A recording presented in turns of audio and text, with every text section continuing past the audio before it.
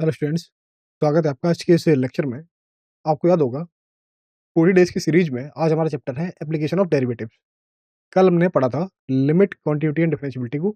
आज हम आगे बढ़ेंगे और हम जानेंगे कि डेरिवेटिव्स क्या-क्या होते हैं, है ना? हमने इसके बाद डिफरेंशिएशन को कवर किया हुआ था, है ना? डिफरेंशिएशन के बारे में जानना था कि बेसिकली डिफरेंशिएशन क्या होता है, अलग-अलग फंक्शंस को हम किस तरीके से डिफरेंशिएट करते हैं। अब देखिए इसी डिफरेंशिएशन पर आधारित हमारे पास कुछ एप्लीकेशंस हैं, उनके बारे में हम यहाँ पर आज बात करेंगे, चर्चा करेंगे। क्लियर? देखिए इसमें सबसे पहले थ्योरी, है ना? जो कि हमारा पैटर्न है। पहले थ्योरी उसके बाद क्वेश्चंस। तो इसी में देखिए सबसे पहले हम जान लेते हैं कि ये चैप्टर एप्लीकेशन ऑफ डेरिवेटिव हमारे एग्ज़ाम के पॉइंट ऑफ व्यू से कितना इम्पोर्टेंट है। अगर आप देखेंगे, हमने यहाँ पर पिछले 8 इयर्स के पेपर्स को उठाया और उन्हें एनालाइज़ किया और हमने देखा कि इस चैप्टर एप्लीकेशन ऑफ डेरिवेटिव से लगभग इसका जो टोटल वेटेज है, वो है 4.26% है ना? कुल पेपर का। कितना बेटा? 4.26% मतलब कि इस चैप्टर से लगभग ऑन एन एवरेज हर साल कम से कम 1 नया क्वेश्चन पूछा ही जाता है ना? अगर आप यहाँ पर ईयर वाइज़ देखें, तो 2024 में से 1 क्वेश्चन पूछा गया था। वहीं 2023 में से अगेन 1 क्वेश्चन एंड 2022 में से 2 क्वेश्चन पूछे गए और इसी तरीके से अगर हम 2021 में देखें, इससे अगेन 1 क्वेश्चन पूछा गया। 2020 में 2 क्वेश्चन, 2019 में 1 क्वेश्चन, 2018 में 1 क्वेश्चन एंड 2017 में भी इससे 1 क्वेश्चन पूछा गया। क्लियर है? अगर हम इसकी डिफिकल्टी लेवल की बात करें तो ये सारे ही क्वेश्चन लगभग सारे के सारे क्वेश्चन एवरेज क्वेश्चन की कैटेगरी में थे। कैसे थे? एवरेज क्वेश्चन की कैटेगरी में थे। तो यहाँ से हम इस चैप्टर को ध्यान से पढ़ेंगे क्योंकि ये इस चैप्टर से जो क्वेश्चन आ रहे हैं वो लगभग एवरेज क्वेश्चन की कैटेगरी में आ रहे हैं, है ना? एवरेज या फिर कभी-कभी डिफिकल्ट। तो हो सकता है कि अगर हमारा क्वेश्चन एवरेज हो गया तो हमसे हो जाए, है ना? हो सकता है डिफिकल्ट भी हो जाए। क्लियर है? देखिए सबसे पहले थ्योरी पढ़ते हैं इसकी और इसकी थ्योरी में सबसे पहले हम जानेंगे डेरिवेटिव को एज़ अ रेट चेंज के फॉर्म में, है ना? तो डेरिवेटिव का मतलब क्या होता है? हमने देखा हुआ था कि हमारा जो वेरिएबल y था, उसका x के रिस्पेक्ट में चेंज, है ना? जो वेरिएबल y था, उसका x के रिस्पेक्ट में चेंज, क्लियर है? अब हम देखेंगे कि अलग-अलग क्वांटिटीज़, है ना? एक क्वांटिटी दूसरी क्वांटिटी के रिस्पेक्ट में किस तरीके से चेंज होती है, ये भी हम इसी के अंदर पढ़ेंगे, है ना? वो भी हमारी डेरिवेटिव की कैटेगरी में आ जाता है और उसके बाद हम बात करेंगे इंक्रीज़िंग फंक्शन पर। मतलब कल हमने फंक्शन देखा था, मतलब क्या-क्या कंडीशन है जिससे कि हम बता पाएँगे कि हमारा फंक्शन इंक्रीज़िंग फंक्शन होता है। और इसी तरीके से भी क्या क्राइटेरियाज़ हैं जिससे कि हम बता पाएँगे कि हमारा फंक्शन डिक्रीज़िंग फंक्शन की कैटेगरी में आता है ना? इसी तरीके से मोनोटोनिक मीन्स ईदर इंक्रीज़िंग और डिक्रीज़िंग, है ना? क्या-क्या क्राइटेरियाज़ हैं जिससे कि हमारा फंक्शन मोनोटोनिक फंक्शन की कैटेगरी में आता है? मोनोटोनिक फंक्शन के लिए क्या-क्या कंडीशंस हैं? इसी तरीके से टेंजेंट एंड नॉर्मल, है ना? किसी भी कर्व पर हम टेंजेंट और नॉर्मल को किस तरीके से ड्रॉ करेंगे? क्लियर है? और उसके बाद हम जानेंगे कि अगर हमारे पास 2 कर्व हैं, हमें 2 कर्व दिए हुए हैं, तो उन दोनों ही कर्व के बीच हम एंगल ऑफ इंटरसेक्शन, है ना? एंगल ऑफ इंटरसेक्शन कैसे निकालेंगे, कैसे फाइंड आउट करेंगे? क्लियर है? इसके बाद हम जानेंगे ऑर्थोगोनल कर्व्स के बारे में। कैसे? ऑर्थोगोनल कर्व्स के बारे में। Is it clear? हम जानेंगे कि क्या कंडीशंस हैं जिससे कि हमारे कर्व्स ऑर्थोगोनल हो जाते हैं और उसके बाद हम रोल्स थ्योरम पढ़ेंगे, है ना? रोल्स थ्योरम को जानेंगे कि रोल्स थ्योरम क्या होता है? क्या-क्या इसके एप्लीकेशंस हैं? और उसके बाद हम मूव करेंगे एलएमबीटी, है ना? लैग्रैन्ज मीन वैल्यू थ्योरम पर। किस पे? लैग्रैन्ज मीन वैल्यू थ्योरम पर। हम इसके स्टेटमेंट को पढ़ेंगे, जानेंगे कि ज्योमेट्रिकली इसका क्या सिग्निफिकेंट है और ये सारे के सारे टॉपिक्स हमारे एप्लीकेशन ऑफ डेरिवेटिव के अंडर आ रहे हैं, उसी क्राइटेरिया में आ रहे हैं। क्लियर है? नेक्स्ट। तो ये सबसे पहले समझते हैं कि derivative as a rate change, है ना? डेरिवेटिव को एज़ अ रेट चेंज के फॉर्म में देखते हैं। आपको पता ही है कि किसी भी फंक्शन का डेरिवेटिव उस फंक्शन में किसी दूसरे फंक्शन के रिस्पेक्ट में चीज़ को दिखाता है ना? तो यहाँ से देखिए डी बाई डी एक्स है क्या एक्चुअल में? डी बाई डी एक्स क्या है? एक्स के रिस्पेक्ट में बाई की रेट रेट चेंज, है ना? एक्स के रिस्पेक्ट में बाई की रेट रेट ऑफ चेंज, यही है हमारा डी बाई डी एक्स। तो यहाँ पर अगर हम बाई को एक वेरिएबल क्वांटिटी ले लें, है ना? किसी फंक्शन के फॉर्म में, तो आपको बाई जो मिल रहा है वो एफ ऑफ टी के फॉर्म में मिलेगा, है ना? एफ ऑफ टी के फॉर्म में मिलेगा और आपने इसे लिया है टाइम के फंक्शन के रूप में, है ना? यहाँ पर वेरिएबल बाई को आपने एक क्वांटिटी ली है, जो कि समय के साथ बदल रही है, चेंज हो रही है, तो आपने बाई को एफ ऑफ टी, है ना? मतलब कि समय का फंक्शन, एफ ऑफ टी के फॉर्म में ले लिया और उसके बाद अगर हम इसी टाइम में हल्का सा चेंज कर दें, स्लाइटली, है ना? बिल्कुल स्मॉल, अगर हमने इसके टाइम में थोड़ा-सा चेंज किया, हमने ले लिया dt, तो अगर हम इसके टाइम में चेंज करेंगे तो इसके करस्पॉन्डिंग हमारी जो क्वांटिटी है बाई, है ना? जो हमने फंक्शन लिया है बाई को एफ ऑफ टी, इसमें भी चेंज आएगा, है ना? इसमें भी चेंज आएगा, जो कि डेल्टा बाई, इस बाई में चेंज आएगा, है ना? तो यहाँ से हम फाइंड कर सकते हैं इसका एवरेज रेट ऑफ चेंज, है ना? हम इसका एवरेज रेट ऑफ चेंज यहाँ से फाइंड कर सकते हैं, वो क्या होगा? वो होगा हमारे पास delta Y by delta delta T, delta Y by delta T इस फॉर्म में, क्लियर है? तो अब देखिए अगर हम यहाँ पर लिमिट अप्लाई करते हैं, मतलब कि अगर हम डेल्टा टी जो हमने टाइम में चेंज लिया हुआ है, अगर हम उसे 0 पर टेंड कराते हैं, मतलब कि हम मान लेते हैं बिल्कुल छोटा है, बिल्कुल स्मॉल, है ना? बिल्कुल छोटा, तो रेट चेंज कैसे हो जाएगी? बिल्कुल एकदम क्षणिक, है ना? क्षणिक, तुरंत। अगर टाइम टाइम 0 की तरफ जा रहा है, तो जो घटना हुई, जो मूवमेंट हुआ, वो एकदम क्षणिक हो गया, तुरंत हो गया, है ना? तुरंत हुआ। तो यहाँ से क्या मिलेगा? जो हमारा रेट चेंज हुआ, वो इंस्टेंटेनियस हुआ। तो इस तरीके से आपको यहाँ से एक इंस्टेंट रेट मिला, मतलब कि limit delta t tends to 0, delta y divide by delta x is equal to what? इसी इंस्टेंट रेट चेंज को हम बोलते हैं, रिप्रेजेंट करते हैं d y by d x, है ना? तुरंत चेंज हुआ, क्लियर है? नेक्स्ट, देखिए यहाँ पर इसी तरीके से हमने क्या किया, हम रेट चेंज को देख रहे हैं, है ना? तो d y by d x अगर पॉजिटिव है, पॉजिटिव कब होगा? अगर बाई इंक्रीज कर रहा है, जैसे कि जैसे टाइम टी इंक्रीज कर रहा है ना, इस तरीके से। अगर ये दोनों क्वांटिटी पॉजिटिव, तो ये पॉजिटिव, और ये नेगेटिव होगा जब जब एक के इंक्रीज करने पर दूसरा डिक्रीज कर रहा है ना? इसका मतलब कि बाई अगर डिक्रीज कर रहा है जब टाइम हमारा इंक्रीज कर रहा है, जो क्वांटिटी थी वो टाइम के साथ कम हो रही है, तो जो रेट था वो नेगेटिव हो गया। और अगर वहीं पर ये हमारे टाइम में चेंज के साथ क्वांटिटी में जो चेंज हो रहा है वो बढ़ रहा है, इसका मतलब हमारा जो रेट चेंज था, मतलब D y by d x, उसकी वैल्यू पॉजिटिव हो गई, है ना? यहाँ से क्लियर है? तो आप जानते हैं डेल्टा बाई को हम लिख लिख सकते हैं y two minus y one, और डेल्टा डेल्टा टी को हम लिख सकते हैं कैसा? T two minus t one के फॉर्म में, और ये हमें बता रहा है इसका रेट चेंज। क्लियर है? Is it clear everyone? Next, next, अब देखिए, अब हम बात करते हैं इंक्रीजिंग फंक्शन के बारे में, है ना? मतलब कि एक दिए हुए फंक्शंस के लिए एक दिए हुए फंक्शन के लिए किसी भी इंटरवल में, किसी भी क्राइटेरिया में, किसी भी डोमेन में हम कैसे बताएंगे कि वो फंक्शन हमारा इंक्रीजिंग है?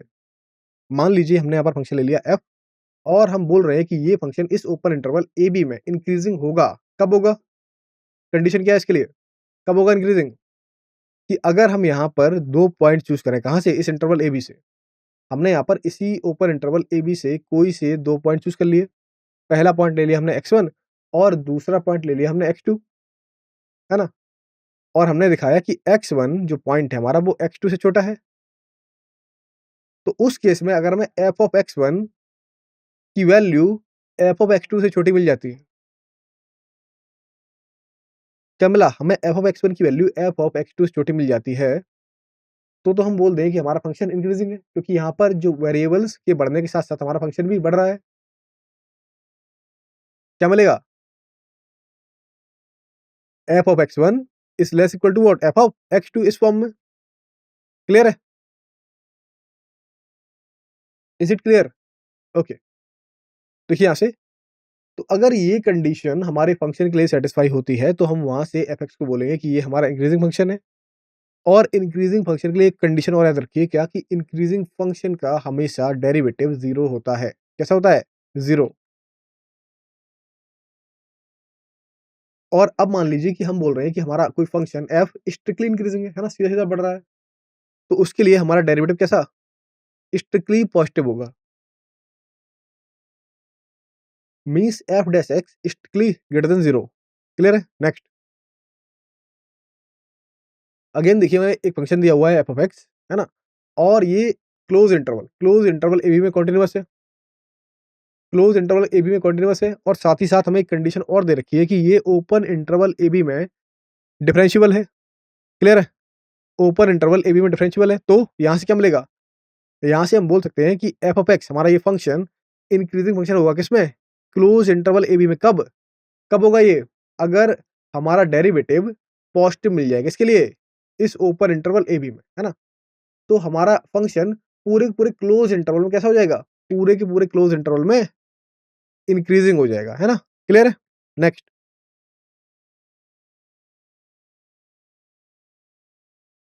अच्छा, इसी तरीके से अगर हमें दे रखा है एफ ऑफ एक्स जो कि हमारा स्ट्रिक्टली इंक्रीजिंग है ना? F of x this function is strictly increasing in open interval A b, है ना? ये ओपन इंटरवल ए बी में स्ट्रिक्टली इंक्रीजिंग है। कब? जब एफ डैश ऑफ एक्स ये पॉजिटिव होगा, है ना? ये पॉजिटिव होगा इस ओपन इंटरवल ए बी में, है ना? यहाँ पर क्लोज में भी ओपन में होना चाहिए और ओपन में भी क्लोज में होना चाहिए। तो इंक्रीजिंग फंक्शन कुछ इस तरीके से होता है, देखो इस तरीके से, है ना? क्लियर है? तो यहाँ पर ये फंक्शन इंक्रीज कर रहा है ना टाइम के साथ। क्लियर है? नेक्स्ट।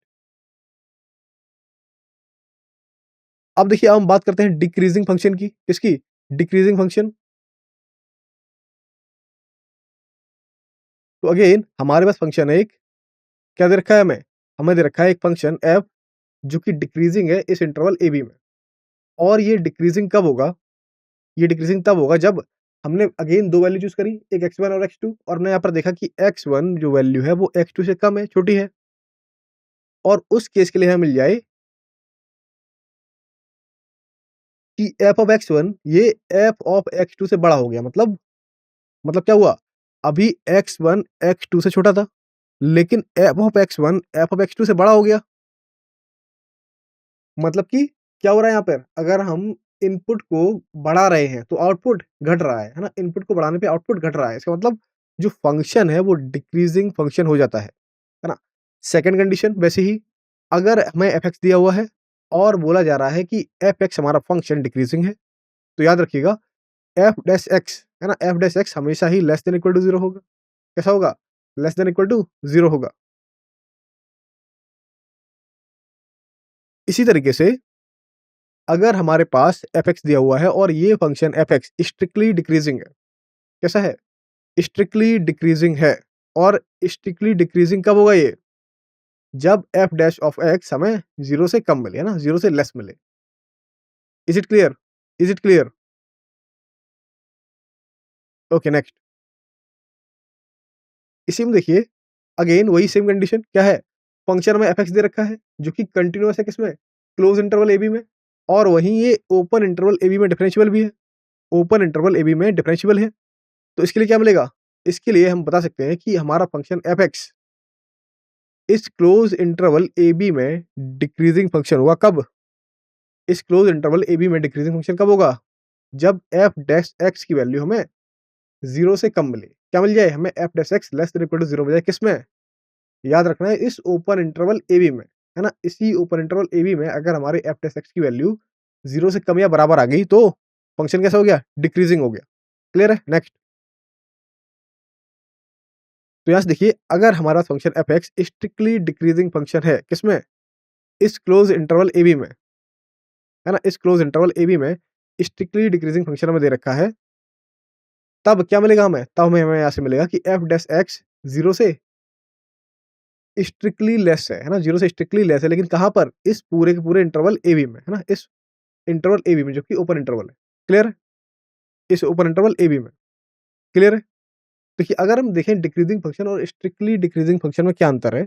तो देखिए अगर हमें यहाँ पर फंक्शन दिया हुआ है y is equal to f of x, तो देखिए ये आराम-आराम से धीरे-धीरे यहाँ पर कांस्टेंट रहा और यहाँ धीरे से डिक्रीज़ किया, है ना? इस तरीके से। और अगर मैं बोल रहा हूँ स्ट्रिक्टली मतलब कि एक स्लाइटली कर्व लेकर, है ना? तो यहाँ पर देखिए तेज़ी से, है ना? तेज़ी से ये डिक्रीज़ कर रहा है। इस पार्ट में ये बहुत तेज़ी से डिक्रीज़ कर रहा है। क्लियर है? यहाँ पर डिक्रीज़ कर रहा है लेकिन धीरे से, आराम से। लेकिन इसमें तेज़ी से डिक्रीज़ कर रहा है, तो इसलिए एफ डेरिवेटिव ऑफ एक्स की वैल्यू कैसी होगी? नेगेटिव हो सॉरी लेस देन 0 होगी, स्ट्रिक्टली लेस देन 0 होगी, जब हम स्ट्रिक्टली डिक्रीजिंग फंक्शन का केस लेंगे तब।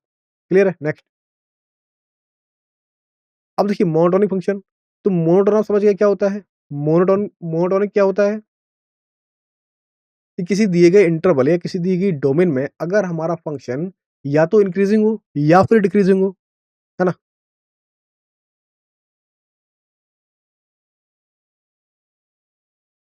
समझ में आ रहा है ना? किसी दिए गए इंटरवल या किसी भी दिए गई डोमेन में अगर हमारा फंक्शन इंक्रीजिंग या डिक्रीजिंग कुछ भी हो, है ना? इंक्रीजिंग हो या फिर डिक्रीजिंग हो, कुछ भी हो, तो इस केस में हम फंक्शन को बोलते हैं व्हाट?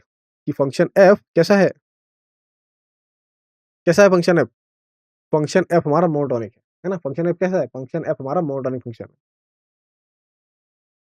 अच्छा, अब देखिए मोनोटोनिक फंक्शन पर आधारित कुछ रिजल्ट्स हैं हमारे पास, जो कि यहाँ पर इस तरीके से दिए गए हैं। तो हमने अगेन एक फंक्शन ले लिया एफ ऑफ एक्स और हमने बोला कि ये फंक्शन हमारे क्लोज़ इंटरवल एबी में स्ट्रिक्टली इंक्रीजिंग है। मतलब क्या हुआ? कि इसकी डेरिवेटिव एक्स की वैल्यू स्ट्रिक्टली ग्रेटर देन 0 होगी, है ना? स्ट्रिक्टली ग्रेटर देन 0 होगी। तो हम यहाँ से कह सकते हैं कि जो एफ इनवर्स इसका एग्ज़िस्ट करेगा पहली चीज़, है ना? तो इसका एफ इनवर्स एग्ज़िस्ट करेगा और ऐसा क्यों होगा? क्योंकि ये 1, 1 ऑन 2 हो जाएगा, है ना? क्योंकि ये 1, 1 ऑन 2 हो जाएगा और साथ ही साथ जो हमारा एफ इनवर्स होगा, ये भी एक स्ट्रिक्टली इंक्रीजिंग फंक्शन होगा। कैसा? स्ट्रिक्टली इंक्रीजिंग फंक्शन होगा। क्लियर है? नेक्स्ट अगेन फंक्शन ले लिया सिंपली वही सेम एफ ऑफ एक्स और हमने बोला कि ये function F of x strictly increasing function है इस क्लोज इंटरवल एबी में, है ना? इस क्लोज इंटरवल एबी में कैसा है? स्ट्रिक्टली इंक्रीजिंग फंक्शन है और यहाँ से ध्यान रखिए ये ऐसा है कि ये कंटीन्यूअस हो। क्या कंटीन्यूअस हो? हमारा फंक्शन। तो इसका इन्वर्स भी, है ना? इसका इन्वर्स भी कंटीन्यूअस होता है, लेकिन कहाँ पर? अगर हम बोल रहे हैं कि हमारे फंक्शन का इन्वर्स कंटीन्यूअस है, लेकिन कहाँ पर? अब जो इंटरवल था वो चेंज हो गया। क्या मिलेगा हमें? F of a and f of b, है ना? कुछ इस तरीके से। नेक्स्ट नेक्स्ट है हमारे पास कि अगेन हमें फंक्शन दे रखा है एफ ऑफ एक्स और ये कंटीन्यूअस है इस क्लोज इंटरवल ए बी में, है ना? हमारा फंक्शन एफ ऑफ एक्स इस क्लोज इंटरवल ए बी में कंटीन्यूअस है और ये कुछ इस तरीके से कंटीन्यूअस है कि फंक्शन की डेरिवेटिव की वैल्यू इस पॉइंट सी पर हमें ग्रेटर इक्वल टू 0 मिलती है ना? फंक्शन के डेरिवेटिव की वैल्यू इस पॉइंट सी पर हमें ग्रेटर इक्वल टू 0 मिलती है या फिर स्ट्रिक्टली ग्रेटर देन 0 मिल जाए या फिर स्ट्रिक्टली ग्रेटर देन 0 मिल जाए। तो अगर ऐसा केस होगा तो उस केस में हमें एक तीसरा वेरिएबल मिलेगा सी जो कि इस ओपन इंटरवल ए बी से होगा, है ना? एक तीसरा वैल्यू मिलेगी सी जो कि इस ओपन इंटरवल ए बी में होगा, है ना? तो हम यहाँ से बोल दें कि हमारा फंक्शन एफ ऑफ एक्स ये हमारे क्लोज इंटरवल ए बी में कैसा है? क्लोज इंटरवल ए बी में मोनोटोनिकली इंक्रीजिंग है ना? इसी क्लोज इंटरवल ए बी में मोनोटोनिकली इंक्रीजिंग है। क्लियर है? नेक्स्ट नेक्स्ट अब देखिए फंक्शन दे रखा है क्या? एफ ऑफ एक्स और हमारे पास इंटरवल है क्लोज ए बी, है ना? तो यहाँ पर ये फंक्शन इस क्लोज इंटरवल ए बी में कॉन्टिन्यूअस होगा। कब होगा? जब एफ डैश सी की value less than and equal to 0 मिल जाए, है ना? लेस देन और इक्वल टू 0 मिल जाए। क्लियर है? तो मोनोटोनिक फंक्शन की हमने रिजल्ट देखी। हमने ये जाना कि फंक्शन हमारा स्ट्रिक्टली इंक्रीजिंग और इंक्रीजिंग किन-किन केसेस में होता है ना? और हमने वहाँ से इनके इनवर्स के बारे में भी जाना कि अगर हमारा फंक्शन एफ एक क्लोज इंटरवल ए बी पर कैसा है? मोनोटोनिकली इंक्रीजिंग है, तो इसका एफ इनवर्स एग्जिस्ट करेगा और साथ ही साथ ये भी एक कंटीन्यूअस फंक्शन होगा। क्लियर है? और उसके बाद हमने ये भी जाना कि अगर हमारा फंक्शन स्ट्रिक्टली इंक्रीजिंग है किसी क्लोज इंटरवल ए बी पे और ये इस तरीके से है कि ये फंक्शन कंटीन्यूअस भी हो। कैसा हो? कंटीन्यूअस हो। तो इसका इन्वर्स भी कंटीन्यूअस होगा कहाँ पर? Close interval f a and f b पर, है ना? नेक्स्ट देखिए यहाँ से हमारे पास पहला पॉइंट है tangent and normal to a curve, है ना? Tangent and normal to a curve. तो मान लीजिए हमारे पास कोई कर्व है y is equal to f of x, है ना? और हमने इसी कर्व पर एक पॉइंट लिया, है ना? हमने इसी कर्व पर एक पॉइंट लिया P जो कि है x1/1 और हमने यहाँ पर देखा कि इस पॉइंट से जो हमारी टेंजेंट बन रही है एक्स एक्सिस पर उसका एंगल है फाई, है ना? जो कि एक्स एक्सिस की पॉजिटिव डायरेक्शन के साथ बना रही है। क्लियर है? तो यहाँ से देखिए अगर हमें इस टेंजेंट का स्लोप चाहिए तो आप जानते हैं क्या होता है? ये होता है tan साई, है ना? अगर एंगल हमारा साई है, क्या मिलेगा? tan साई। कहाँ पर? अगर आपको इस पॉइंट P पर चाहिए तो क्या मिलेगा?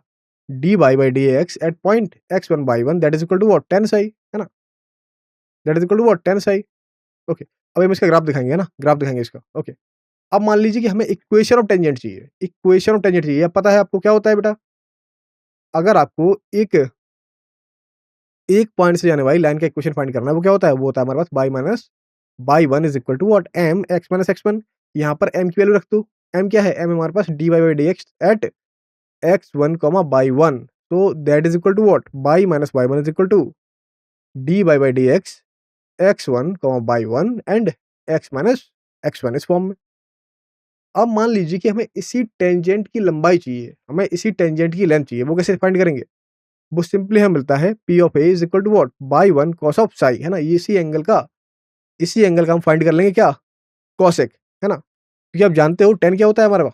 tan अगर मेरा एंगल है साई, है ना? अगर हमने एंगल ले लिया साई, तो उस केस में tan क्या होगा? tan theta is equal to what? Perpendicular upon base, है ना?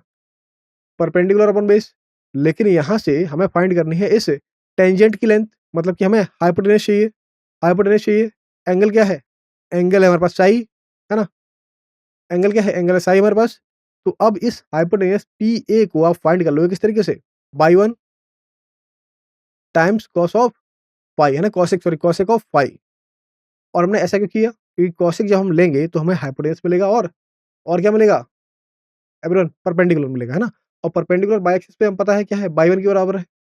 So that is equal to PA is equal to what? By 1 cosec psi, and that is equal to what? By 1 और cosec psi, है ना? देखिए cosec psi को हम लिख सकते हैं किस तरीके से? यहाँ पर tan और cosec इसे चेंज करेंगे, क्या मिलेगा आपको? आपको यहाँ से मिलेगा square root of 1 plus d by d x at point x1 y 1 का whole square divide by d by d x at x1 y 1, है ना? कुछ इस तरीके से क्लियर है?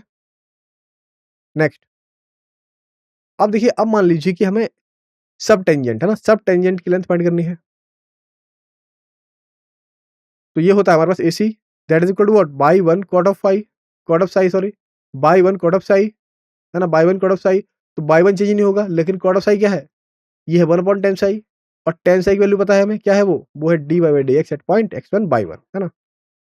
तो ये होगी सब टेंजेंट की लेंथ। अभी हम इन सभी टेंजेंट, सब टेंजेंट और लेंथ ऑफ टेंजेंट से ग्राफिकली देखेंगे, है ना? Wait, please wait. अब बात आ रही है कि हमने कर्व पर पॉइंट ले लिया P, जो कि है x1 बाई 1, और हमने यहाँ से क्या किया? हमने इसके परपेंडिकुलर एक लाइन खींची P पर, जो कि यहाँ इस P पॉइंट से पास भी कर रही है। तो अब हमें फाइंड करना है, यहाँ से देखिए, अब हमें एक नॉर्मल मिलेगा इसी टेंजेंट पे, इसी टेंजेंट पर एक नॉर्मल लाइन मिलेगी। अब इस नॉर्मल लाइन का जो स्लोप होगा वो क्या होगा? वो होगा 1 upon 10 minus 1 sorry minus 1 upon 10 psi, that is equal to what? Negative 1 upon d by d x at point x1 and y 1। Clear है? नेक्स्ट, अब देखिए, अगर हमें इक्वेशन ऑफ नॉर्मल चाहिए तो सेम, इक्वेशन ऑफ नॉर्मल चाहिए तो y minus y 1 that is equal to what? अब क्या आएगी? इस नॉर्मल के केस में हमारा स्लोप क्या हो गया? नॉर्मल के केस में हमारा स्लोप क्या हुआ? ये हो गया minus 1 upon d by d x at what? At x1 y 1 and x minus x1 इस फॉर्म में। तो ये तो हो गया हमारा इक्वेशन ऑफ नॉर्मल। इसी तरीके से अगर हमें लेंथ चाहिए हो किसकी? इसी नॉर्मल PB की, वो क्या आएगी? जिस तरीके से हमने वहां पर लेंथ ऑफ टेंजेंट फाइंड किया हुआ था, इसी तरीके से अगर हम लेंथ ऑफ नॉर्मल निकालें, है ना? यहाँ पर देखिए, अगर हम यहाँ से इस नॉर्मल की लेंथ निकालें, दिस वन PB, है ना? P और B को निकालें, दिस वन, ये टेंजेंट है हमारी, यहाँ से देखिए ये टेंजेंट है, और इस टेंजेंट पर हमने ये नॉर्मल ड्रॉ कर दिया इस तरीके से। ये एंगल था हमारा एंगल साई, अगर ये साई है तो ये भी साई होगा। क्लियर है? टेंजेंट पर परपेंडिकुलर क्या होता है? नॉर्मल होता है। तो ये हमारा नॉर्मल हो गया। तो अब बताइए, देखिए लेंथ ऑफ नॉर्मल क्या होगा यहाँ से? PB is equal to what? Y 1 sec psi, है ना? इसका बाई 1 सेक साई, ये रहा हमारा बाई 1, ये रहा x1, और ये रहा हमारा एंगल।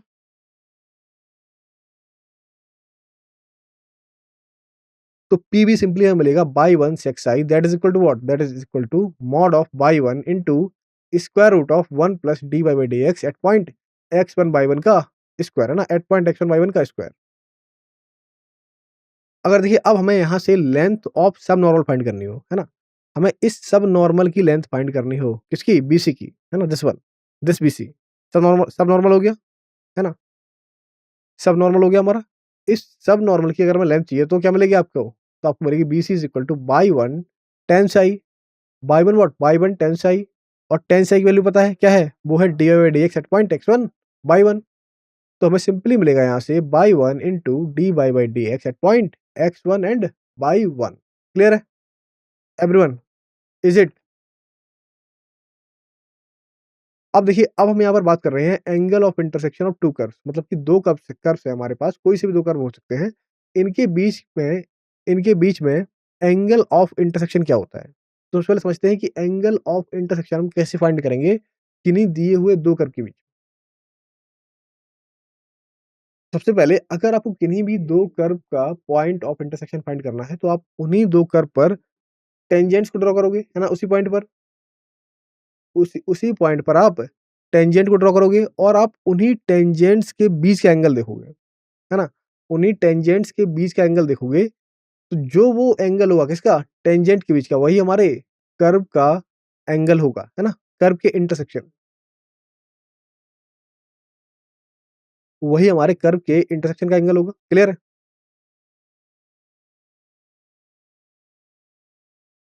तो देखिए यहाँ पर हमने 2 कर्व ले लिए। पहला कर्व ले लिया y is equal to f of x, और इसी में हमने दूसरा कर्व ले लिया y is equal to g of x, है ना? और हमें इन्हीं दोनों कर्व के बीच का एंगल फाइंड करना है। हमें इन्हीं दोनों कर्व के बीच का एंगल फाइंड करना है। कैसे निकालेंगे?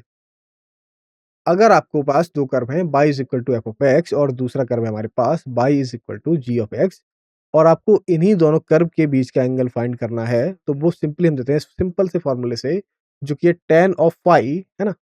जो कि हमारे पास tan of phi is equal to what? dy by dx at curve 1, है ना? उस पे हमने पॉइंट ले लिए x1 y 1, minus what? Minus dy by dx at curve 2, है ना? Point x1 y 1 whole divided by 1 plus dy by dx at 1, ऐसे ही dy बाई dx एट 2, है ना? Second curve. या फिर अगर हम इसे m1 m2 के फॉर्म में लिखें, कि आप जानते हैं m1 m2 सब ग्रेडियंट है, तो यहाँ पर dy बाई dx एट 1 को हमने ले लिया m1 के फॉर्म में, और इसी तरीके से dy by dx at point at curve 2 को हमने ले लिया m2 के फॉर्म में। तो हम इसे लिख सकते हैं कैसे? m1 minus m2 whole divided by 1 plus m1 m2 इस फॉर्म में। क्लियर है? Is it clear? देखिए 2 कर्व थे, y is equal to gx और y is equal to f of x, यहाँ पर कट हुआ। हमने दोनों पे क्या किया? टेंजेंट को ड्रॉ किया। पहला कर्व जो था हमारे पास y is equal to f x, उस पे हमारा टेंजेंट कुछ इस तरीके से है, दिस टाइप, और इसी तरीके से हमने दूसरे कर्व पर टेंजेंट ड्रॉ किया, वो हमारे पास कुछ इस तरीके से है। क्लियर है? और उनके बीच का एंगल इन्हीं दोनों टेंजेंट्स के बीच का एंगल, जो कि है फाई, कह दिया जाएगा m1 minus m2 whole divided by 1 plus m1 m2 से, है ना? क्लियर है? नेक्स्ट, अब देखिए, अब बात आ रही है ऑर्थोगोनल कर्व्स की, है ना? ऑर्थोगोनल कर्व्स की। तो हमने देखा क्या कि 2 कर्व्स के बीच का हम एंगल कैसे फाइंड करेंगे, है ना? उनके बीच उसी पॉइंट पर हम टेंजेंट बनाएँगे और हम उन टेंजेंट्स के बीच का एंगल देखेंगे। लेकिन अब मान लीजिए कि ये एंगल हमें मिल गया 90 डिग्री। कितना? 90 डिग्री। दोनों ही कर्व के इंटरसेक्शन का जो एंगल मिला वो 90 डिग्री मिल गया। तो इस केस में हम बोलते हैं कि ये दोनों कर्व ऑर्थोगोनली इंटरसेक्ट कर रहे हैं एक-दूसरे को। कैसे? एक दूसरे को ऑर्थोगोनली इंटरसेक्ट कर रहे हैं, और इन्हीं कर्व को हम बोल देते हैं क्या? Orthogonal curves. क्या बोलते हैं बेटा? Orthogonal curves. क्लियर है? Is it clear everyone? हमें दे रखा है phi is equal to pi by 2, है ना? यहाँ पर हमने मान लिया कि इनके बीच का जो इंटरसेक्टिंग एंगल है वो है पाई बाई 2, तो आपको निकालना है tan फाई, है ना? तो यहाँ से हमें m1 और m2 क्या मिलेगा? What is the value of m1 m2? That is equal to -1। इसका मतलब कि अगर हम 2 इन्हीं 2 लाइन की ग्रेडियंट को फाइंड कर रहे हैं, क्या मिलेगा? पहली लाइन की ग्रेडियंट होगी dy by dx at line 1, और दूसरी लाइन की ग्रेडियंट होगी dy by dx at line 2, that is equal to what? That is equal to -1, है ना? इस फॉर्म में। तो याद रखिए कि अगर हमारे पास 2 कर्व हैं और वे दोनों ही कर्व अगर एक दूसरे को केवल स्पर्श कर रहे हैं, टच कर रहे हैं, ओनली टच कर रहे हैं, केवल टच, तो वहाँ से इनकी ग्रेडियंट आपस में इक्वल होगी, है ना? मतलब कि m1 और m2 की वैल्यू आपस में हमें सेम देखने को मिलेंगी। क्लियर है? इनकी ग्रेडियंट वैल्यू कैसी होगी? इनकी ग्रेडियंट वैल्यू आपस में इक्वल होगी और सेम होगी। क्लियर है? नेक्स्ट, अब देखिए मोस्ट इंपोर्टेंट है ना, मोस्ट इंपोर्टेंट एप्लीकेशन। हमने अभी रेट चेंज को देखा, अब बात आ रही है रोल्स थ्योरम, है ना? Rolle's theorem, most important, most important one. Rolle's theorem का स्टेटमेंट समझ लेते हैं पहले। इसका स्टेटमेंट है कि हमारे पास एक फंक्शन दे रखा है f, जो कि एक रियल वैल्यूड फंक्शन है। रियल वैल्यूड फंक्शन मतलब, रियल वैल्यूड फंक्शन मतलब क्या हुआ? कहाँ से जा रहा है f? क्या हुआ मतलब इसका? रियल वैल्यूड का फंक्शन की जो डोमेन है वो रियल नंबर का सबसेट है और रेंज रियल नंबर है ना? तो इस तरीके से f हमारा एक रियल वैल्यूड फंक्शन है और हमने इसे डिफाइन किया है क्लोज इंटरवल ए बी में, है ना? हम इसे डिफाइन कर रहे हैं केवल एक क्लोज इंटरवल ए बी पर, और हम इसे कुछ इस तरीके से डिफाइन कर रहे हैं कि हमारा f कॉन्टिन्यूअस हो, है ना? हमारा f फंक्शन कॉन्टिन्यूअस हो इसी क्लोज इंटरवल ए बी में। क्लियर है?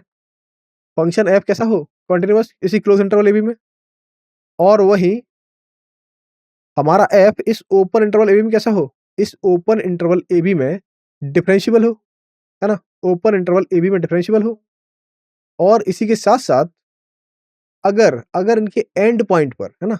अगर हमारे एंड पॉइंट कौन-कौन से हैं? इस इंटरवल के एंड पॉइंट कौन-कौन से हैं? ए और बी। अगर एंड पॉइंट पर इन दोनों ही फंक्शन की वैल्यू सेम हो गई, मीन्स अगर हमें एफ ए और एफ बी सेम देखने को मिल गया, तब रोल्स थ्योरम बताती है कि तब हमें एक पॉइंट सी मिलेगा इसी ओपन इंटरवल ए बी में, और उस पॉइंट पर एफ डैश सी की वैल्यू क्या होगी? उसी पॉइंट सी पर हमारे डेरिवेटिव की, हमारे फंक्शन के डेरिवेटिव की वैल्यू 0 के इक्वल होगी, है ना? हमारे फंक्शन के डेरिवेटिव की वैल्यू 0 के इक्वल होगी उसी पॉइंट पर। क्लियर है? कंडीशन क्या-क्या है? फंक्शन कंटीन्यूअस हो किस पे? क्लोज इंटरवल ए बी पे, डिफरेंशिएबल हो किस पे?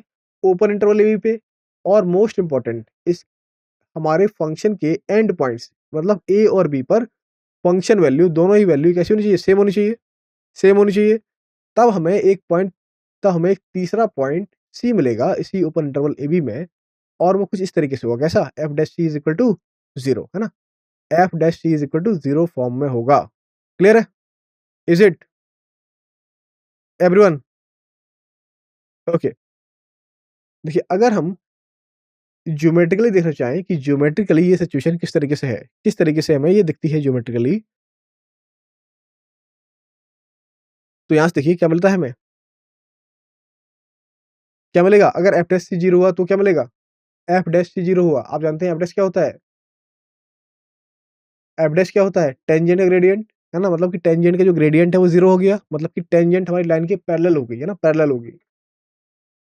तो यहाँ से देखिए कि कम से कम एक पॉइंट सी हमें हमेशा ही मिलता है जो कि ए और बी के बीच में है, और इस पॉइंट पर अगर हम इस कर्व पर एक टेंजेंट को ड्रॉ करें, मान लीजिए हमने पॉइंट ले लिया सी और एफ ऑफ सी, तो ये हमेशा ही एक्स एक्सिस के पैरेलल होगा। किसके? एक्सिस के पैरेलल होगा। कैसे होगा? तो यहाँ पर देखिए, अगर हमारे पास एक पॉलिनोमियल दे रखा है एफ ऑफ एक्स, है ना? और इसके 2 रूट ले लिए हमने, ए और बी। तो आपको याद रखना है क्या?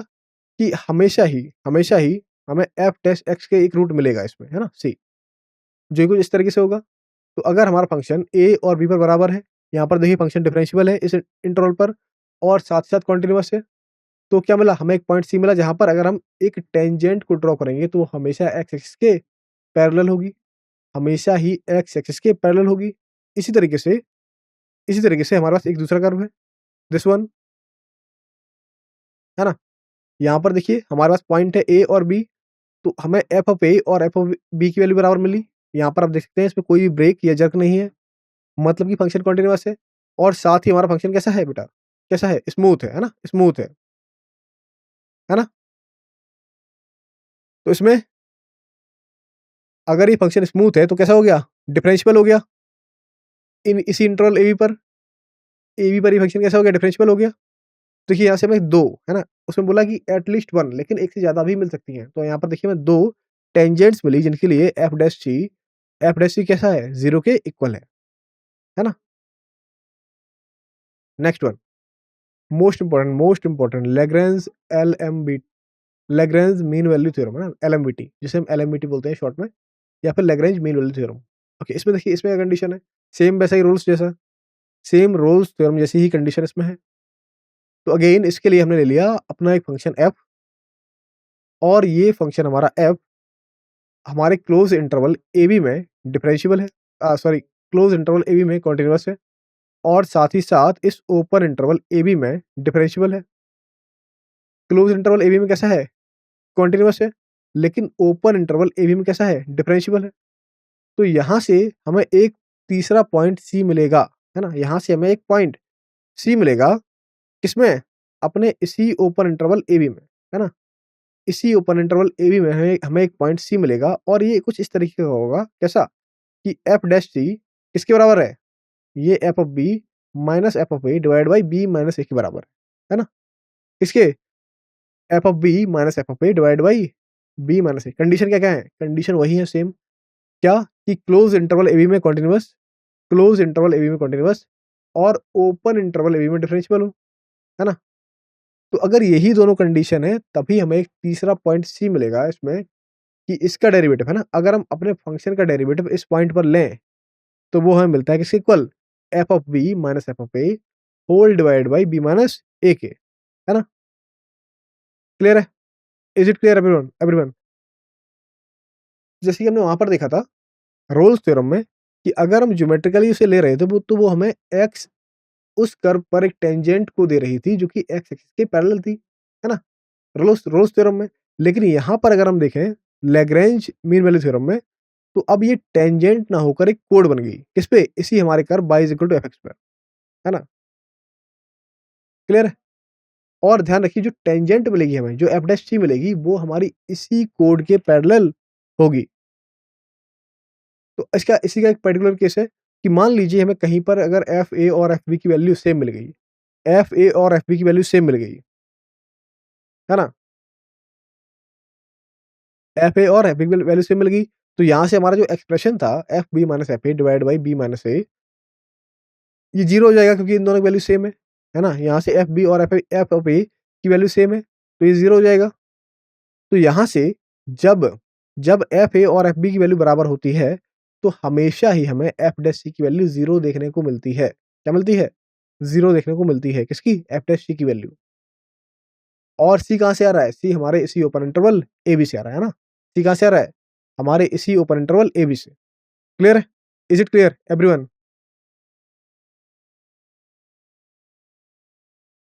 तो यहाँ से क्या मिला, कि जो रोल्स थ्योरम है, जो बेटा रोल्स थ्योरम पढ़ी हुई थी हमने, ये लैग्रेंज एलएमबीटी का ही एक पर्टिकुलर केस है, जहाँ पर हम एफ ए और एफ बी को बराबर दिखा पाएंगे, है ना, कि एफ डैश सी जीरो आ गया, और ये हमने देखा था कहाँ पर, रोल्स थ्योरम की स्टेटमेंट में। क्लियर है, तो रोल्स थ्योरम एक पर्टिकुलर केस है किसका, लैग्रेंज मीन वैल्यू थ्योरम का, है ना। तो यहाँ पर आप अगर आप कर्व्स देखना चाहें, अगर आप ग्राफ देखना चाहें, तो हमारे पास एक कर्व है इस तरीके से, और यहाँ पर देखिए ये पॉइंट है ए, और ये पॉइंट ले लिया हमने बी, है ना। और यहाँ पर हम देख पा रहे हैं कि ये फंक्शन हमारा, ये कर्व इसी इंटरवल ए बी पर कॉन्टिन्यूअस है, और साथ ही साथ डिफरेंशिएबल भी है, कॉन्टिन्यूअस है प्लस डिफरेंशिएबल है। तो हमें एक पॉइंट मिलेगा कौन सा, सी, इसी इंटरवल, इसी ओपन इंटरवल सी, इसमें इसी ओपन इंटरवल ए बी में, जहाँ पर हमारे फंक्शन, इसी फंक्शन के डेरिवेटिव की वैल्यू मतलब F dash at C that is equal to what, क्या मिलेगा, F B this thing, F B minus F of A, है ना, ये वाला, अपॉन बी माइनस ए के बराबर। क्लियर है, that is the value of F dash of C. और यहाँ से देखिए जो हमें कोड मिली हुई थी, this one, this a and b, यहाँ पर ये कोड हमेशा इस टेंजेंट के पैरेलल होती है ना, इस टेंजेंट के पैरेलल होती है। क्लियर है, नेक्स्ट देखिए, अब हम मूव कर रहे हैं क्वेश्चन पार्ट पर। हमारे पास कुछ प्रैक्टिस क्वेश्चंस हैं जिसे हम सॉल्व करेंगे, है ना। हम कुछ प्रैक्टिस क्वेश्चंस को सॉल्व करेंगे। तो इसमें देखिए पहला क्वेश्चन है हमारे पास, if the volume of a sphere is increasing at a constant rate. हमारे पास एक स्फीयर है जिसका वॉल्यूम एक कांस्टेंट रेट से इंक्रीज कर रहा है, then the rate at which its radius is increasing. आपको बताना है कि वो रेट क्या होगा जिससे कि इसकी रेडियस इंक्रीज कर रही है। क्लियर, आपको वॉल्यूम के बारे में बताया गया है कि इसका वॉल्यूम एक कांस्टेंट रेट से इंक्रीज कर रहा है। पूछा जा रहा है कि इसकी रेडियस, है ना, इसकी रेडियस किस रेट से इंक्रीज करेगी, बताइए। Right, simple one. आपको पता है कि किसी भी स्फीयर का हम वॉल्यूम किस फॉर्मूले से बताते हैं, है ना। हमने बहुत छोटी क्लासेस में पढ़ रखा है, क्या होता है v is equal to 4/3 pi r cube, 4/3 pi r cube इस फॉर्म में। और बोला जा रहा है कि ये वॉल्यूम एक कांस्टेंट रेट से बढ़ रहा है, तो रेडियस में, इसके रेडियस में रेट चेंज पूछा जा रहा है। सिंपली डेरिवेटिव करना है, सिंपली डेरिवेटिव करना है, बताइए क्या होगा। वॉल्यूम का दिया है, रेडियस का पूछा है, ट्राई इट।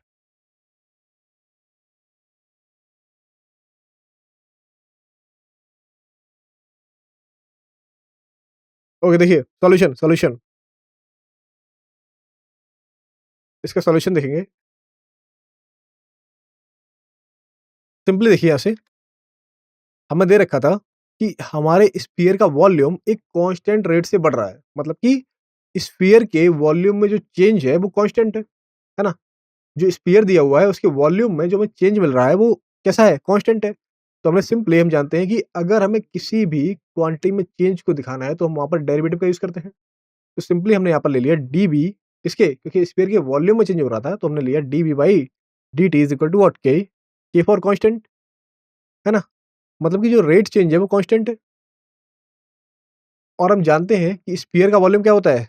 किसी भी स्फीयर का वॉल्यूम हमें दिया जाता है v is equal to 4/3 pi r cube से, है ना? v is equal to 4/3 pi r cube से। तो इसी में अगर हम देखें, अगर हम इसका रेट चेंज फाइंड करें डी बाई डी टी, तो हमें क्या मिलेगा? क्या मिलेगा यहाँ से? आपको मिलेगा 4 पाई वॉट? इसका आर क्यूब क्या होगा? 3r। इससे क्या होगा आर क्यूब का? 3r, और आर का D R by D T, है ना? तो यहाँ से 3 और 3 कैंसिल हो गया, क्या मिला? 4 pi r² D R by D T.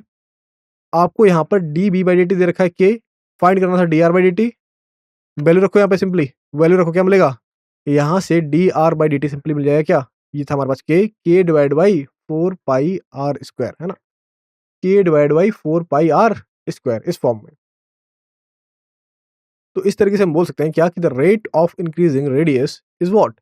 Is inversely proportional to surface area, है ना? इसके सरफेस एरिया के इनवर्सली प्रोपोर्शनल होती है ये। क्लियर है? Is it, is it clear everyone? Is it clear? Okay, देखिए next, next question number next. अब देखिए यहाँ पे हुआ क्या कि मान लीजिए कि हम एक्स एक्सिस पर चल रहे हैं, है ना? एक्स एक्सिस पर चल रहे हैं, हम एक्स एक्सिस पर मूव कर रहे हैं और यहाँ पर 2 पॉइंट है हमारे पास कुछ। तो पहला पॉइंट हमने ले लिया जो कि है 10 प्लस 60 की फॉर्म में, और दूसरा पॉइंट है हमारे पास x equal to 3 plus t square की फॉर्म में, है ना? और हम इसी एक्स एक्सिस पर मूव कर रहे हैं। क्लियर है? तो जब हम इस पोजीशन से और इस पोजीशन पर हैं और यहाँ से चल रहे हैं, तो एक ना एक पॉइंट ऐसा आएगा जो कि जब हम एक दूसरे के पास आएँगे, मतलब टकराएँगे, है ना? जब हम एक दूसरे के पास आएँगे या टकराएँगे, तो जब हम एक दूसरे के पास आते हैं, है ना? जब हम एक दूसरे के पास आते हैं, टकराते हैं, तो वो स्पीड बतानी है आपको कि वो किस पॉइंट पर या कितनी स्पीड होगी कि जब हम एक दूसरे से एक साथ टकराते हैं, है ना? हमें उसकी वैल्यू क्या मिलेगी? एक्स आपको दे रखा है सेंटीमीटर में और टी टी दे रखा है सेकंड्स में। क्लियर? अगर हम अगर हमारी पोजीशन ये दे रखी है, तो आपको बस स्पीड बतानी है ना? स्पीड बतानी है एवरीवन। अब देखिए स्पीड और टाइम, है ना? स्पीड और टाइम और पोजीशन, इसमें रिलेशन पता होना चाहिए आपको। स्पीड, टाइम और पोजीशन में रिलेशन आपको पता होना चाहिए। तो v is equal to what? v is equal to what? Position में चेंज अपॉन टाइम में चेंज। ये क्या होता है? ये होती है हमारी speed. v is equal to what? dx upon dt, that is our speed. तो वही हमें देखनी है उन दोनों ही केसेस में, और उसके बाद हमें इक्वेट करना है। हमें देखना है कि ये कब इक्वल होंगी, है ना? वो कौन-सी स्पीड होगी जिससे कि हम दोनों चलें और ये हमें इक्वल देखने को मिले यहाँ से। क्लियर है? Is it? देखिए सॉल्यूशन, देखिए इसका सॉल्यूशन एवरीवन। यहाँ पर हमें पोजीशन दे रखी थी what? x is equal to 10 प्लस 60 और दूसरी पोजीशन थी 3 प्लस टी स्क्वायर। तो अगर अगर हम दोनों एनकाउंटर करेंगे, अगर हम दोनों एक पॉइंट पर मिलेंगे, अगर हम लोग एक पॉइंट पर क्या हो रहा है? मिल रहे हैं ना, एक पॉइंट पर मिल रहे हैं, तो इसमें क्या होगा? इसमें इनकी जो पोजीशन है वो सेम हो जाएंगी, है ना? अगर हम एक पॉइंट पर मिल रहे हैं, कोई दो लोग एक पॉइंट पर मिल रहे हैं, तो उनकी पोजीशन क्या कैसी होंगी? सेम होंगी।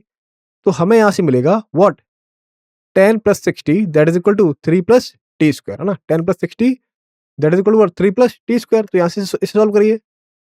जब हमने इसे सॉल्व किया और देखिए t क्या है, t हमारा टाइम का फंक्शन है। किसका? t फॉर टाइम, है ना। t टाइम का फंक्शन है, तो यहाँ से t मिल जाएगा। क्या मिलेगा आपको? जब हमने इसे सॉल्व किया तो हमें मिला एक क्वाड्रेटिक इक्वेशन जो कि है t square minus 6t minus 7 इस फॉर्म में।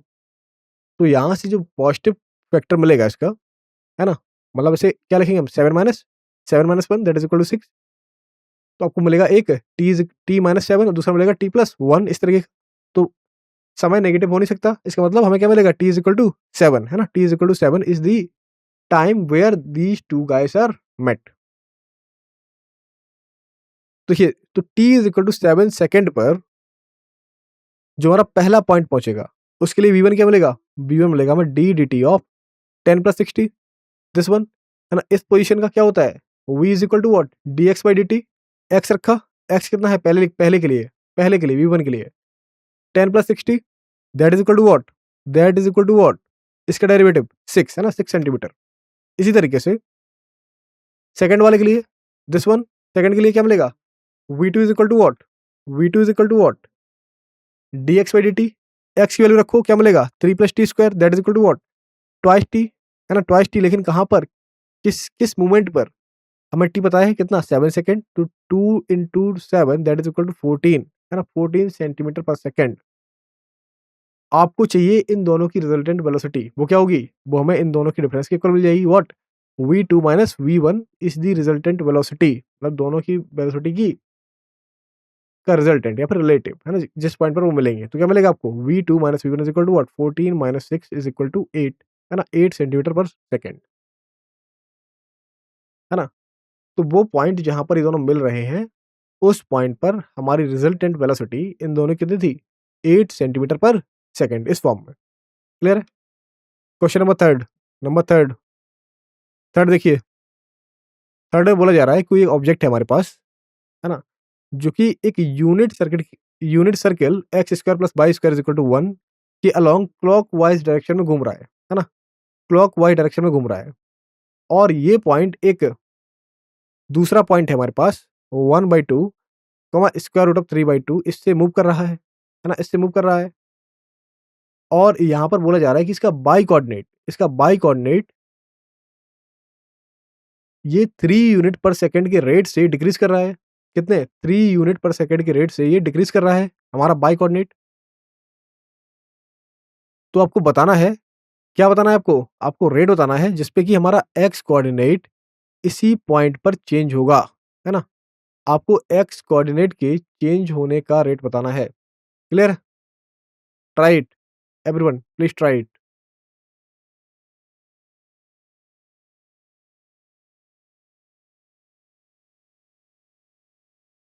कौन सा ऑप्शन सही होगा?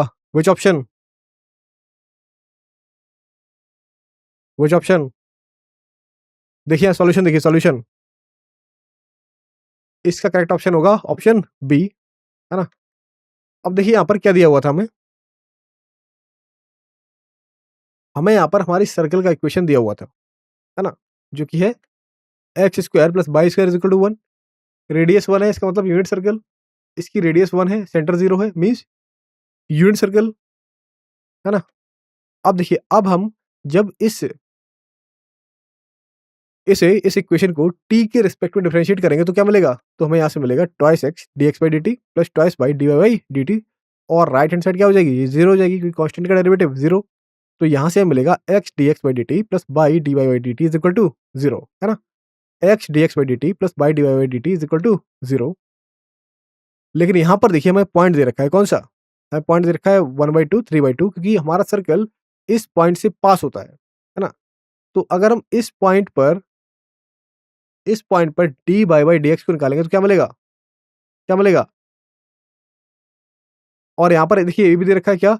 If the by coordinate is decreasing at the rate of 3 unit, है ना। ये भी जानकारी दे रखी है क्या? कि यहाँ पर हमारा बाई कोऑर्डिनेट डिक्रीज कर रहा है 3 यूनिट के रेट से। इसका मतलब कि ये ग्रेडियंट दे रखी है d y by d x is equal to -3, है ना, क्योंकि डिक्रीज कर रहा है इसलिए नेगेटिव साइन।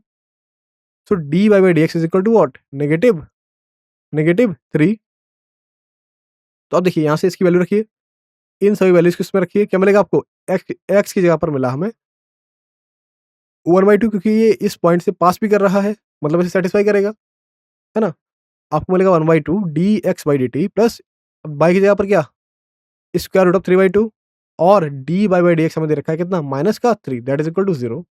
तो यहाँ से आपको dx मतलब कि x में जो चेंज मिलेगा वो कितना मिलेगा? वो आपको मिलेगा dx/dt is equal to 3 square root of 3 and that is our answer, है ना? तो हमने यहाँ पर बाई में जो दिया हुआ चेंज था उसका यूज़ करके एक्स में चेंज को फाइंड आउट किया हुआ है यहाँ पे। क्लियर है? Question number next. Question number next.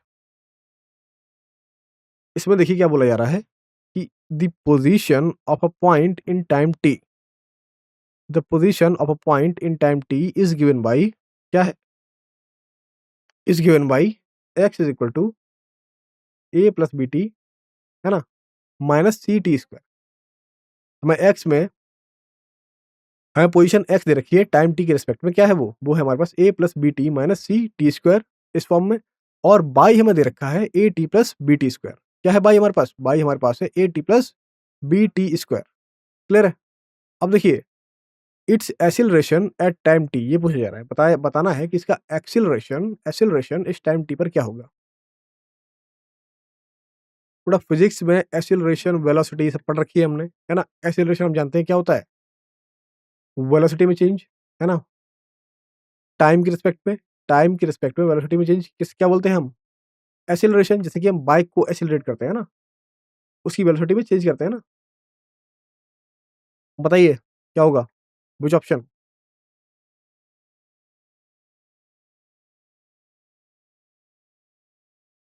Which option? देखिए सॉल्यूशन देखिए बेटा, सॉल्यूशन सॉल्यूशन इसका करेक्ट आंसर है डी। अब देखिए पोजीशन हमें दे रखी है किस तरीके से, कोऑर्डिनेट फॉर्म में। हमें एक्स कोऑर्डिनेट दे रखा है A plus B T minus C T square, और इसी तरीके से बाई कोऑर्डिनेट हमें दे रखा है y is equal to a T plus B T square. Find करना है आपको एक्सेलरेशन। तो हम जानते हैं कि अगर एक्स डायरेक्शन में इसके एक्सेलरेशन को देखेंगे वो क्या मिलेगा? इसी पोजीशन का डबल डेरिवेटिव, है ना? पोजीशन का डबल डेरिवेटिव मतलब कि अगर हम पोजीशन का सिंगल डेरिवेटिव करते हैं तो क्या मिलता है आपको टाइम के रिस्पेक्ट में? क्या मिलता है? वेलोसिटी। और अगर हम इस वेलोसिटी को ही डेरिवेट कर देते हैं तो क्या मिलता है? व्हाट? अगर हम इस वेलोसिटी को चेंज करेंगे टाइम के रिस्पेक्ट में, हम इस dv/dt लेंगे तो एक्सेलरेशन मिलेगा। इसी तरीके से अगर हम पोजीशन को ही 2 टाइम्स डेरिवेट कर दें, तो हमें यहाँ से भी अपना एक्सेलरेशन मिल जाएगा, है ना? ए। तो सिंपली एक्स डायरेक्शन में जो एक्सेलरेशन होगा वो क्या होगा? वो हमें मिलेगा d2x/dt² that is equal to what? d2y/dt² is equal to what? Negative negative twice, है ना इससे। अगर हम इसे 2 टाइम्स डिफरेंशिएट करेंगे तो क्या मिलेगा? a का 0, है ना? पहली बार मिला b minus 2c and t minus 2c and t। अब अगेन इसे डिफरेंशिएट करेंगे क्या मिलेगा? a गया, b गया, यहाँ क्या मिला? ट्वाइस c, है ना? वो भी माइनस का, माइनस 2c। तो ये एक्स डायरेक्शन में एक्सेलरेशन को ले लिया हमने। क्या लिया? एक्सेलरेशन को लिया एक्स डायरेक्शन में। अब देखिए अब बाई डायरेक्शन में एक्सेलरेशन ये क्या मिलेगा हमें? बाई डायरेक्शन में एक्सेलरेशन क्या मिलेगा? एवरीवन ये होगा हमारे पास d2y/dt²। क्या होगा बेटा? d2y/dt²। और इसकी वैल्यू यहाँ से क्या मिलेगी? एवरीवन ट्वाइस b, है ना? Twice b। इसे डेरिवेट करना है। पहली बार में क्या मिलेगा? फर्स्ट टाइम जब डेरिवेट करेंगे इसे तो हमें मिलेगा a plus twice b t, है ना? a plus twice b t. Second time करेंगे तो ये हो गया कांस्टेंट, है ना? Free from t। इसका 0 हो गया। बचा क्या? बचा हमारे पास 2bt, और 2bt का डेरिवेटिव t के रिस्पेक्ट में ट्वाइस b, है ना? Twice b। क्लियर है? तो एक्सेलरेशन हमें एक्स डायरेक्शन मिला, बाई डायरेक्शन मिला। रिजल्टेंट क्या होगा इसका? रिजल्टेंट क्या होगा? रिजल्टेंट हमें मिलेगा D two Y over D T square का square plus D two Y over D T square का स्क्वायर। दोनों को ऐड कर दो। दोनों को ऐड करेंगे तो जब हम दोनों को ऐड करेंगे तो सिंपली हमें मिलेगा यहाँ से square root of minus twice c square plus twice b square. Simple बना ना, सिंपल बन कैलकुलेशन ओनली। उसका आंसर क्या आ गया आएगा? What is the answer? Answer हमें मिलेगा इसका twice square root of B square plus C square, B square plus C square. Clear है? Now question number next. Question number next, question 5। देखिए इसमें सिचुएशन कुछ इस तरीके से दी गई है कि हमारे पास एक शंक्वाकार कीप है ना? शंक्वाकार या फिर हम कोनिकल ले लें, है ना? इस तरीके से एक कोनिकल कीप है हमारे पास इस तरीके से, और इसी कीप से एक मान लीजिए लगातार वाटर फ्लो हो रहा है ना, पानी टपक रहा है इससे, वाटर डिप कर रहा है, और इसका इसका जो सेमी वर्टिकल एंगल है ना? ऊपर सेमी वर्टिकल जो एंगल है, वो हमें दे रखा है पाई 4, है ना? नीचे दे रखा है पाई 4, और जो ये पानी टपक रहा है ना, और उसका जो रेट है वो यूनिफ़ॉर्म है ना? वो यूनिफ़ॉर्मली एक ही रेट से टपक रहा है, जो कि हमें दे रखा है ट्वाइस सेंटीमीटर स्क्वायर पर सेकंड। क्लियर है? इसी इसी छोटे से होल पे, है ना? इसी छोटे से होल से। तो सिचुएशन समझ पा रहे हो आप? सिचुएशन शंक्वाकार इस तरीके से, मतलब कोनिकल एक कोनिकल बर्तन है जिसमें कि नीचे की तरफ बॉटम साइड में एक छेद होगा, है ना? और उसी से लगातार सेम रेट से पानी टपक रहा है, जिसका यूनिफ़ॉर्म रेट हमें दे रखा है कितना, 2 सेंटीमीटर स्क्वायर पर सेकंड, है ना? तो देखिए अब इस कोन इस कोन की हमें स्लैंट हाइट दे रखी है कितनी, 4 सेंटीमीटर। इस कोन की हमें स्लैंट हाइट दे रखी है 4 सेंटीमीटर, दिस वन। तो अब आपको बताना है कि the rate of decrease of slant height of the water is. तो अब जब पानी इससे नीचे गिरेगा, है ना? जब पानी से नीचे गिरेगा, तो जो स्लैंट हाइट है किसकी, हमारे इस पानी से भी शंकु बनेगा अंदर, है ना? आपको पता है कि जो भी फ्लूइड हम किसी बर्तन में रखते हैं, तो वो उसी बर्तन का शेप ले लेता है। तो अंदर भी पानी का एक क्यूब बना हुआ है ना? वाटर का एक क्यूब बना हुआ है इसी कोन में। तो जब ये पानी यूनिफ़ॉर्म रेट से नीचे गिर रहा है, टपक रहा है, इसका मतलब कि इसका वाटर लेवल कम होगा। तो जो पहले कोन फुल बना हुआ था, वो कोन धीरे-धीरे डिक्रीज़ होगा। तो आपसे पूछा जा रहा है, इसी डिक्रीज़, है ना? इसी डिक्रीमेंट का रेट पूछा जा रहा है कि ये कितने रेट से डिक्रीज़ होगा।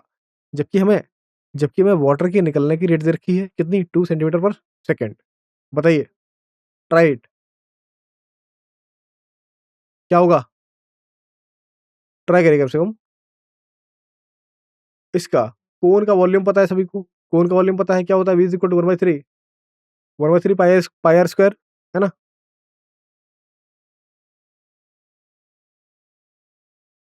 ट्राई करिए बेटा, ट्राई करिए, एवरीवन।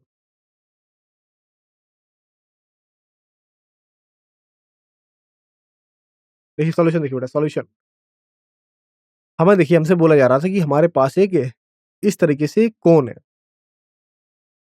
जिसकी हाइट है h, स्लैंट हाइट दे रखी थी l, रेडियस हमने ले ली r, और इसका सेमी वर्टिकल एंगल, ये वाला एंगल दे रखा है हमें कितना, पाई/4, है ना? पाई/4।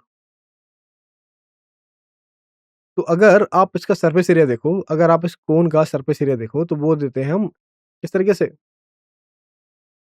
ना? यहाँ पर देखिए रेट चेंज रखी किसमें, इसी की सरफेस एरिया में। तो हमने मान लिया कि इसका सरफेस एरिया है S, और इस सरफेस एरिया में जो रेट चेंज है, वो हमें दे रखी है ds/dt की फॉर्म में, और ये रेट हमें गिवन है कितनी, ट्वाइस सेंटीमीटर स्क्वायर पर सेकंड, है ना? ट्वाइस सेंटीमीटर स्क्वायर पर सेकंड, इस फॉर्म में हमें ये रेट दे रखी है इसने। तो अगर हम यहाँ से सरफेस एरिया इसका देखें, किसका, इस कोन का सरफेस एरिया, तो फॉर्मूला पता है क्या होता है, पाई आर एल, है ना? पाई आर एल। अब देखिए पाई में कांस्टेंट है, आर हमें पता नहीं है ना? आर को फाइंड कर लेंगे। आर को फाइंड करेंगे कैसे, ये रहा आर हमारे पास, दिस वन इज आर, ये एंगल है पाई/4, और स्लैंट हाइट एल, इसकी जानकारी है हमें, है ना? तो यहाँ से अगर आप देखेंगे, तो हमें साइन पाई/4 क्या मिलेगा, दिस वन, है ना? यहाँ से देखेंगे sine theta is equal to what, sine pi is equal to what, this one is perpendicular, this one is R, और दिस इज हाइपोटेन्यूज एल। तो आपको साइन पाई/4 क्या मिला, that is equal to R by L. तो यहाँ से R क्या मिलेगा, आर मिलेगा आपको L times sine pi, L times sine pi. तो यहाँ से आपको मिलेगा pi L into sine of this one. देखिए बेटा एल बाहर आएगा, है ना? एल बाहर आएगा ऐसे, एल टाइम्स व्हाट, पाई/4। तो साइन पाई/4 की वैल्यू क्या होती है, 1/√2, 1/√2 होती है इसकी वैल्यू। तो आपको मिलेगा पाई/√2 टाइम्स एल स्क्वायर, है ना? पाई/√2 टाइम्स एल स्क्वायर। क्लियर है? नेक्स्ट, अब देखिए एल एल भी दे रखी है हमें, एल कितनी है, इसकी स्लांट हाइट कितनी है? ये दे रखी है हमें क्वेश्चन में 4 सेंटीमीटर, है ना? 4 सेंटीमीटर। तो अब dl/dt क्या हो जाएगा यहाँ से? What is the value? L की वैल्यू रख दो सिंपली, क्या मिलेगा? 2 upon square root of 2 pi l square sorry times l, तो हमें मिला square root of 2 pi times 4, है ना? Square root of 2 pi times 4 इस तरीके से। तो यहाँ से जो dl/dt मिलेगा, मतलब कि जो हमारा फ्लूइड है, जो ये वाटर भरा हुआ है, उसकी सलाइन हाइट में जो चेंज हमें मिलेगा वो कितना हो जाएगा? वो हो जाएगा सिंपली इसे कैलकुलेट करेंगे। तो 2 से 2 गया, क्या मिला? 1/2 square root of 2 pi that is equal to square root of 2 divide by 4 pi centimetre per second, है ना? सेंटीमीटर पर सेकंड इस फॉर्म में। क्लियर है? Is it clear? Is it clear everyone? Okay, question number next. देखिए इस question में हमें दिया गया है कि एक हमारे पास स्फेरिकल बलून है ना? और जिसमें कि हम हवा भर रहे हैं, जिसे हम गैस भर जैसे कि हम इसे गुब्बारे को क्या कर रहे हैं? फुला रहे हैं, है ना? स्फेरिकल बलून को हम फुला रहे हैं कैसे? हवा भर के। और जिस रेट से हम इस हवा को भर रहे हैं, वो हमें दे रखा है कितना? 35 सेंटीमीटर पर मिनट। 35 सेंटीमीटर पर मिनट इसका रेट दे रखा है हमें, है ना? तो अब बताना है, क्या बताना है हमें? कि इसी स्फीयर के सॉरी इसी बलून के सरफेस एरिया में जो चेंज हो रहा है ना? वो कितना होगा, है ना? वो कितना होगा? और इसका डायमीटर दे रखा है कितना? और ये तब पूछा जा रहा है जब इसका डायमीटर हमें दे रखा है कितना? 14 सेंटीमीटर, 14 सेंटीमीटर, मतलब कि इसकी रेट चेंज तब बताइए जब इसका डायमीटर 14 सेंटीमीटर हो जाता है ना? जब इसका डायमीटर 14 सेंटीमीटर हो जाता है, बताइए which option? Right. Again spherical है, स्फेरिकल बलून है, तो जो फॉर्मूला इसमें यूज़ होने वाले हैं वो स्फीयर वाले होंगे, है ना? स्फीयर वाले होंगे। Right everyone.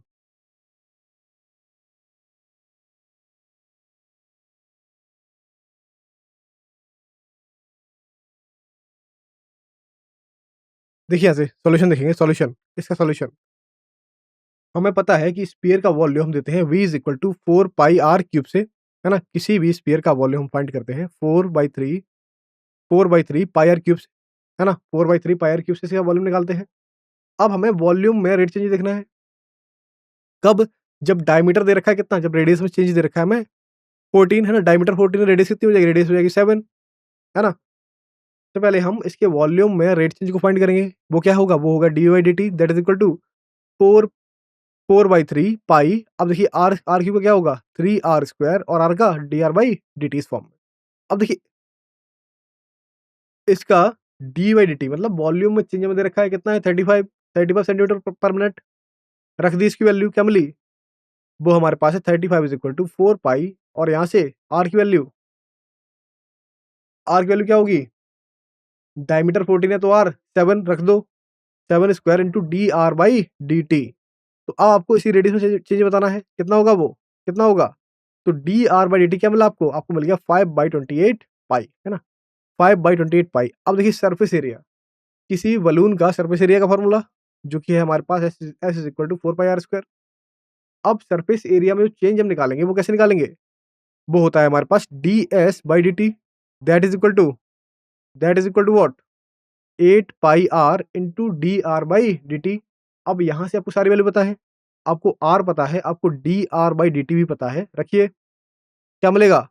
8 pi into r की वैल्यू 7 इंटू dr/dt की वैल्यू 5/28 पाई। पाई से पाई गया, पाई से पाई गया और 7 8 जा सॉरी 7 4 जा 28 और 4 से 8 गया, कितना मिला? 2 into 5 that is equal to 10 centimetre square per minute, है ना? 10 centimetre square per minute, okay. देखिए बेटा ये एप्लीकेशन ऑफ डेरिवेटिव पर कुछ आसान क्वेश्चन थे हमारे पास, है ना? ऐसे ही क्वेश्चन कई सारे जेईई में पूछे जाते हैं हमसे, है ना? इसी तरीके के। आगे कुछ क्वेश्चन्स हम और देखेंगे अगले लेक्चर में, लेकिन इसकी प्रैक्टिस बहुत ज़्यादा करनी है आपको, है ना? ध्यान रखना है इसमें क्योंकि लैंग्वेज वाले क्वेश्चन होते हैं और सबसे पहले आपको समझना होता है कि ये क्या बोल रहा है क्वेश्चन, क्या लैंग्वेज है, क्या वो हमसे कहना चाह रहा है। उसके बाद हम इसमें अलग-अलग ऑपरेशन लगाएँगे, है ना? यहाँ पर आप देख पा रहे हो कि बेसिक फिज़िक्स की ज़रूरत पड़ रही है हमें, बेसिक मेंसुरेशन की ज़रूरत पड़ रही है हमें, है ना? क्लियर है? ओके बेटा, इसी के साथ थैंक यू वेरी मच, है ना? Thank you very much.